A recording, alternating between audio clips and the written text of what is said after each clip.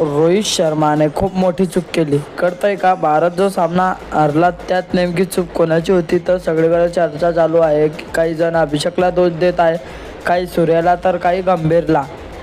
खरं सांगायचं तर चूक फक्त एका व्यक्तीची होती आणि तो म्हणजे रोहित शर्मा. कारण काय, त्याने ICC स्पर्धेमध्ये अनबिटेन राहण्याची इतकी जबरदस्त सवय लावून ठेवली आहे की आपण फॅन्सना आता भारत हरू शकतो हेच पचत नाही आहे.